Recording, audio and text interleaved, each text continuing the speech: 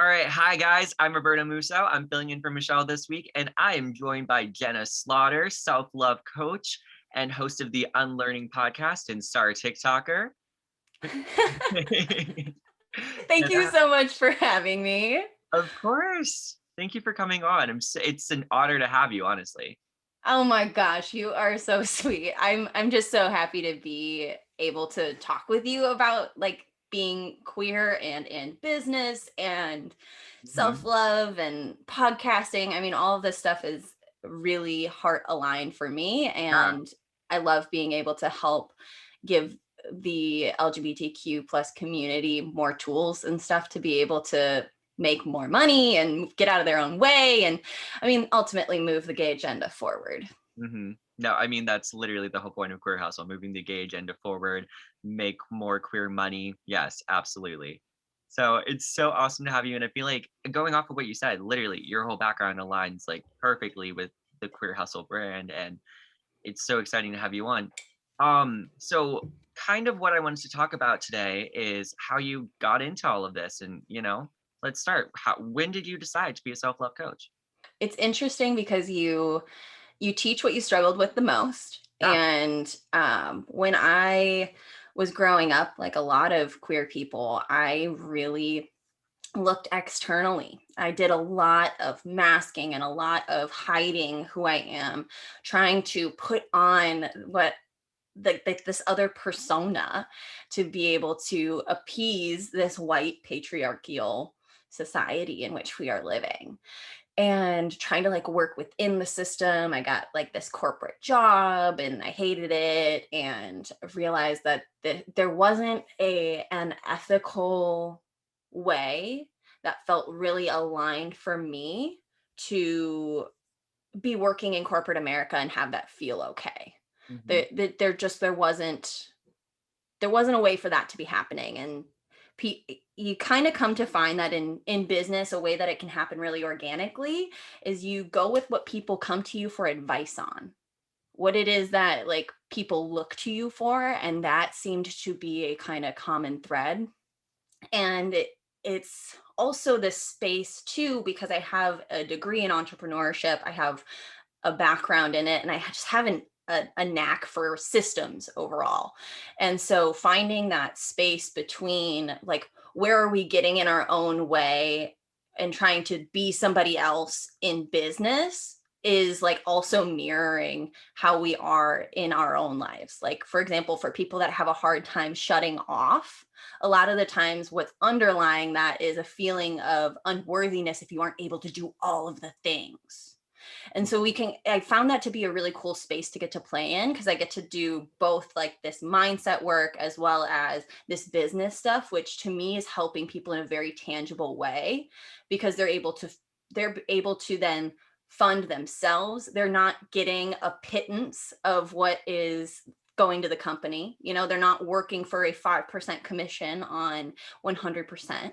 It's a really beautiful resistance to the system in that. Yeah. And that's really what spurred my self-love coaching. And I did that for a couple years, actually, while I was still working full-time in property management. And yeah, it wasn't until September of this year that I really took the leap and was like, we're going to do this full-time.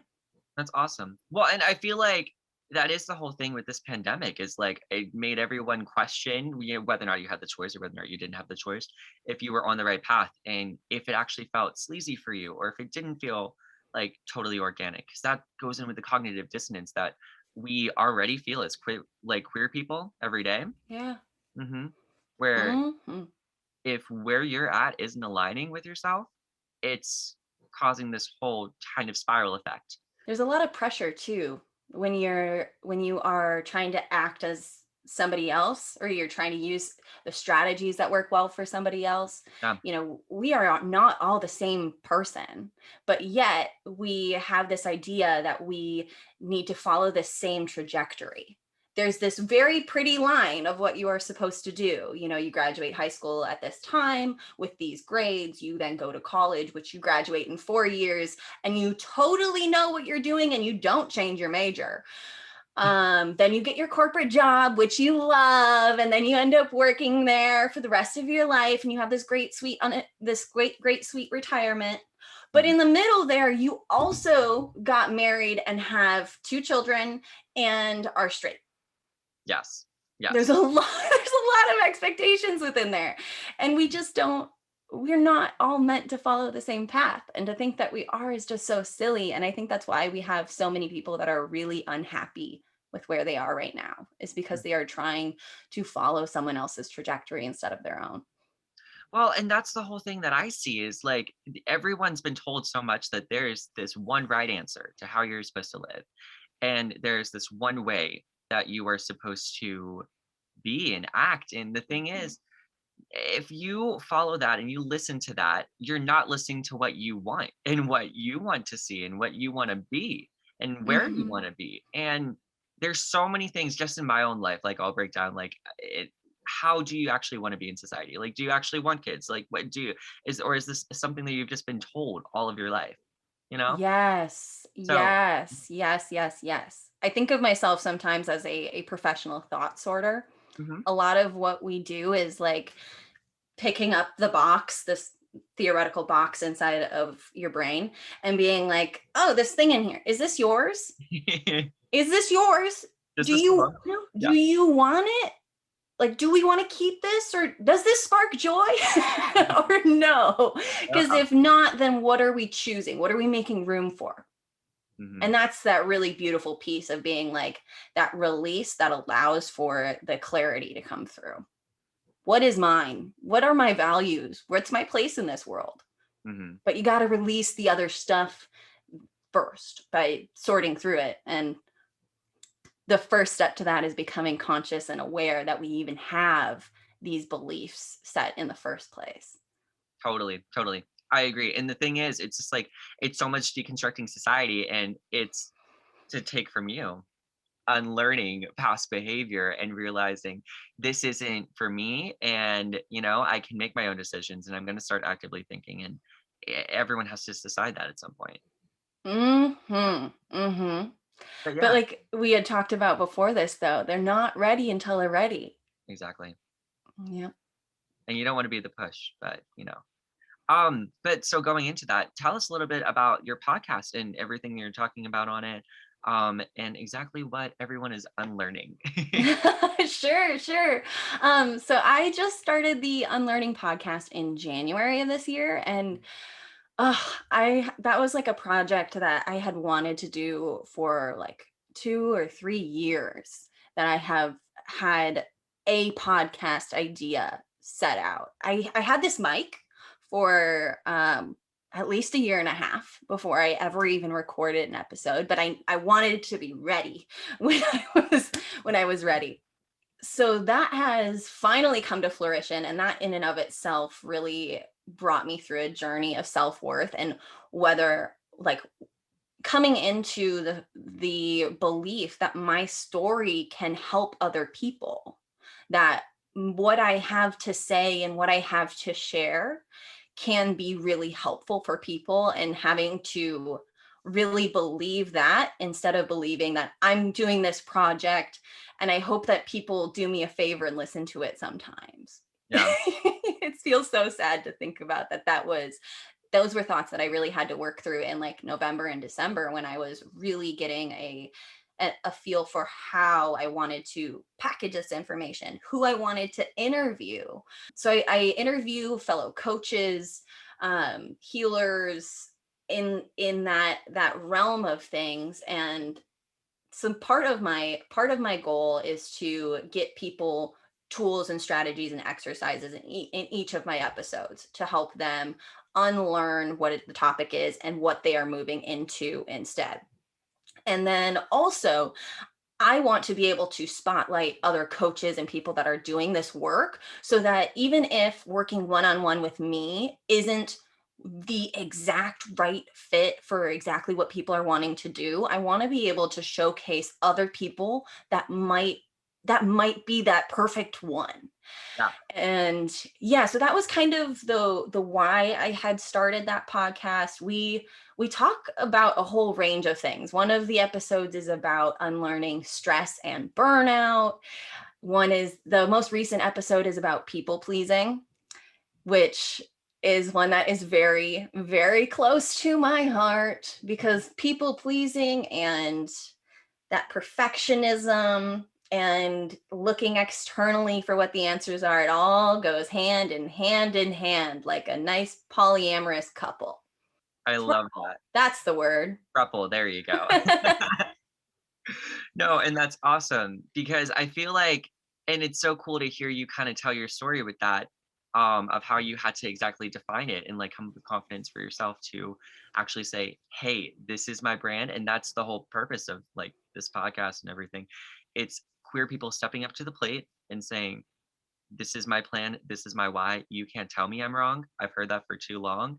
Mm-hmm. And this is behaviors that we're attacking. And I do also like that it's like for everyone, you know, like everyone can say like they've been a people pleaser for like too long in life. You know what I mean? As queer people, we're told all the time, whenever we get to be like too big and audacious about who we are, that we are too much. Yes. Yeah, I heard that all the time growing up, that I'm too much. I'm too sensitive. I'm too emotional. I'm too talkative. Too much. And it's because the straight is the default. They are celebrated because they are celebrated in our society. They are already the default. And so when somebody that is in the margins starts to like peek out and have a little bit of the same audacity as a cis straight white man, people don't tend to love that. Yeah. And I'm now really okay with that, actually. I feel like that means that I'm on the right path, is when I've become a pure resistance to the systemic structures in our society that are pinning people down and then putting some other people on the fast track. If I'm resisting those things and I'm being a little bit of a thorn in that, I'm okay with that. I'm okay with, yeah. I can see that you're okay with that, and I feel okay with that. And that's something that, you know, if I didn't have role models like you or Michelle or everyone we have on this podcast, I don't think as a young queer person I would have come to that conclusion, you know? Because when you're fed so much of something, it is just accepting like, okay, so like this is the society you live in and this is all that you're going to know. And, you know, it's people who are not afraid to break the mold and people who are not afraid to stick out that are going to make the difference.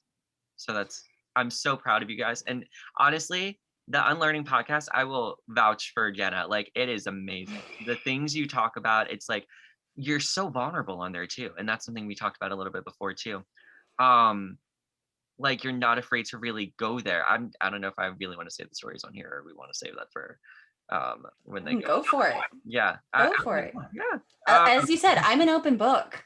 And that's actually part of my audacity, is the audacity to be vulnerable, because so many other people are like, oh my gosh, I feel that same way.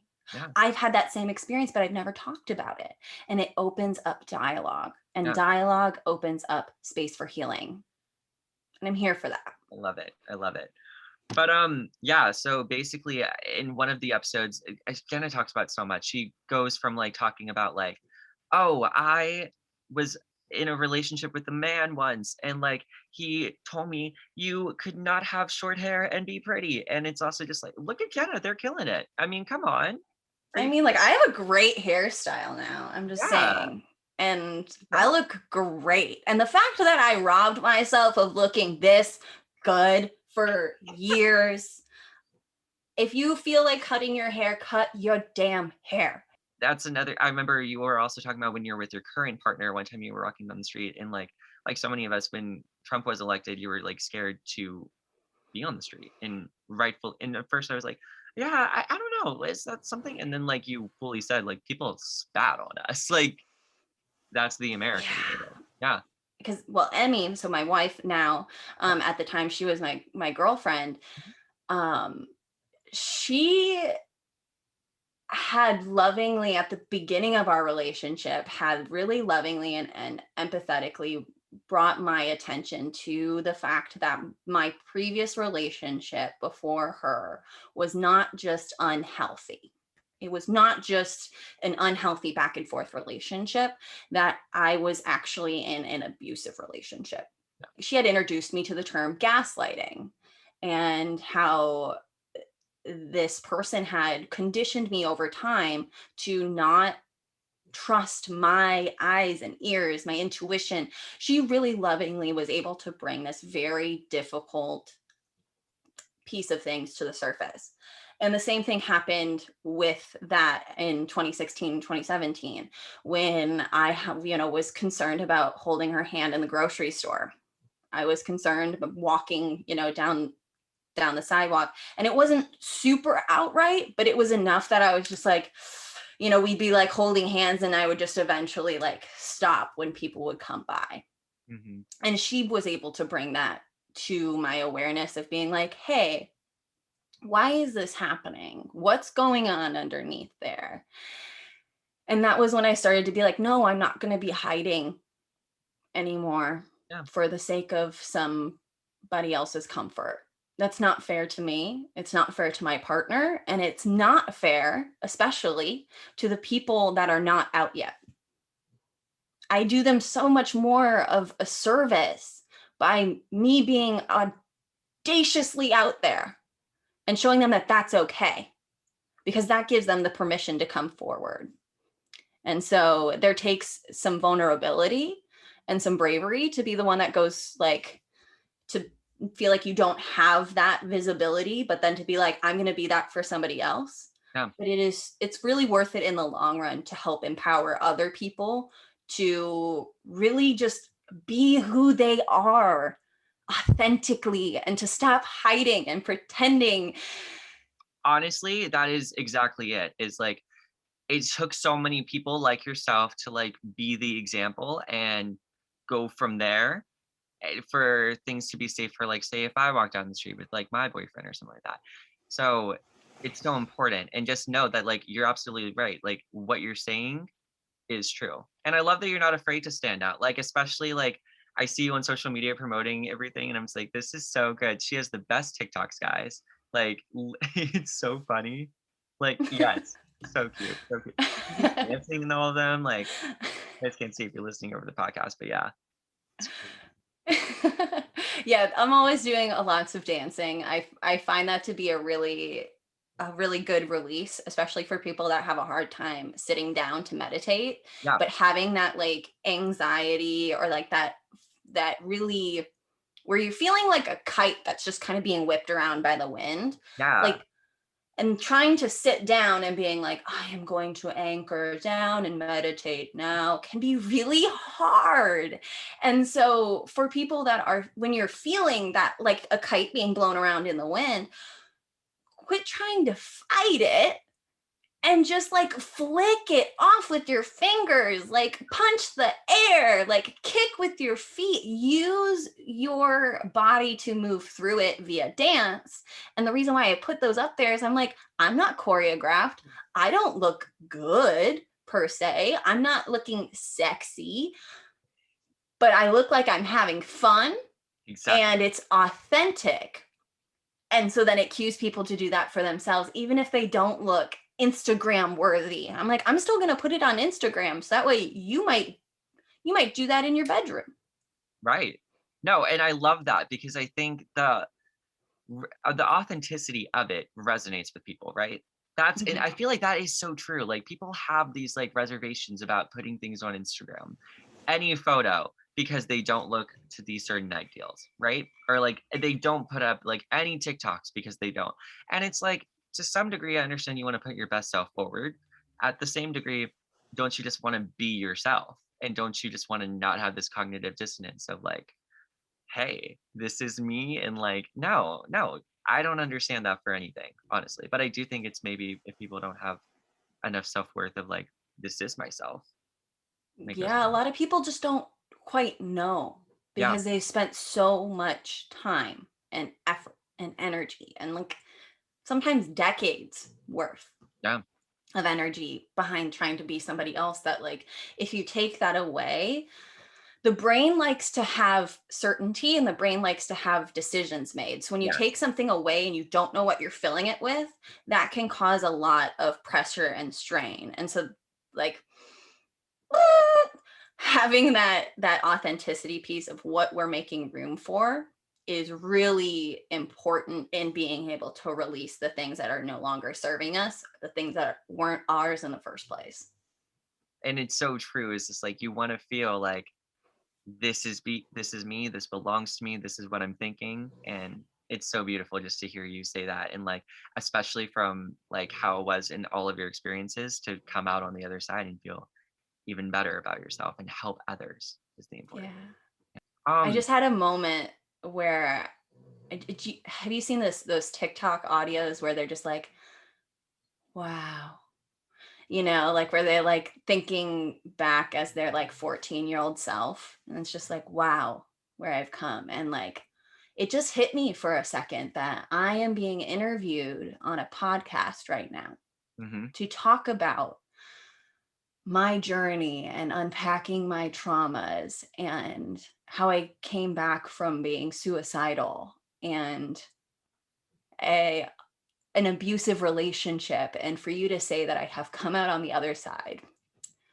and are helping other people through that experience is, if I could go back and tell my 16-year-old, 14-year-old, or ideally my 22-year-old self when it was really in the pits of it, um, wow, I wish I could just like pop in and do a little like whisper and be like, girl, it's going to be okay. Because like, it's just a wow. I've really alchemized. Taken this like bag of crap and alchemized it into something that's really helpful for other people. And yeah. it's so beautiful.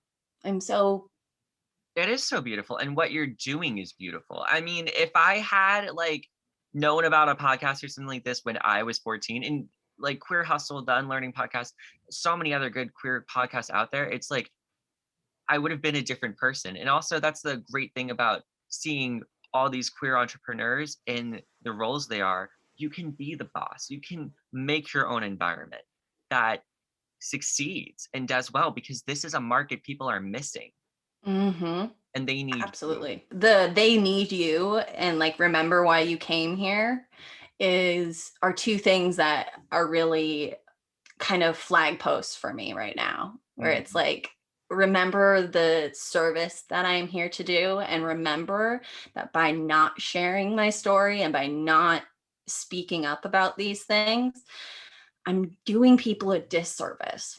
Because the people who haven't seen the message yet, or the people who need to see the message aren't seeing the message. Because if they did, we wouldn't need this stuff. Like Exactly. if there were enough self-love coaches, or if there were enough podcasters, if this message was landing with people and they felt seen in this message, they would have already made these shifts. And that same thing goes for any project or anything that you are trying to do at home, is that a we desire things for a reason. They come from our soul, they come from who knows where, but we if you want to do something, you've been called to do something, especially if you've been feeling called to do something for a couple of years, there's a reason it keeps coming back. And Yes. you are totally worthy and already good enough to do that thing. You are. So first of all, second Mhm. of all, if there were enough people already doing this, then all of these people's needs would be taken care of, but they are not. And so, therefore, if you are sitting at home and you are not taking steps, even tiny little steps, one step at a time, my babes, if you are not doing that, you are doing a disservice to yourself, and you are doing a disservice to the people that you want to serve, and you are doing a disservice to the way that you can create an impact in the world. And I don't mean that in a judgmental way. And I don't mean that in an I don't love you kind of way. I mean that in an I want you to be empowered to take a tiny step forward today when you listen to this podcast, and DM it to me. DM it to me on Instagram and be like, hey, I took this step, and I will 100% you rah cheerleader for you, because You deserve it. That creates momentum into the reality that you want to create. So go you, go do that thing, and then come back here and tell me about it. Jenna, you're the best. You're the best. Um, so yeah, going off of that, where can people find you going forward?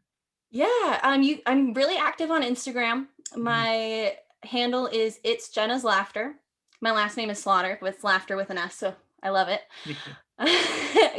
You can find me there, as well as my website is www.jennaslaughter.com.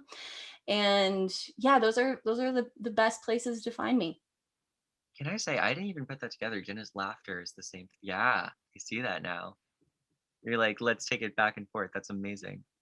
Funny part is I removed my last name entirely from social media for like almost 10 years because I was so teased about my last name in middle school and high school that I had two middle names as my my names on Instagram, Facebook, and all that kind of stuff because I was so ashamed of my own name.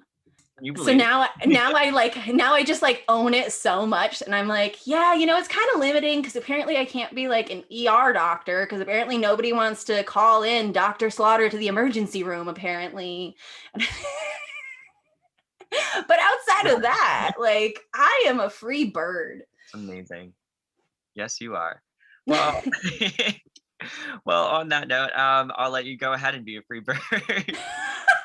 We are, yeah. Thank you so much for coming on, Jenna, today. I really appreciate it, and I'm super excited to hear about how this helps other people.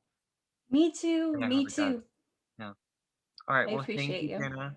Thank you. Thank you. Bye. Have a great rest of your day. Bye.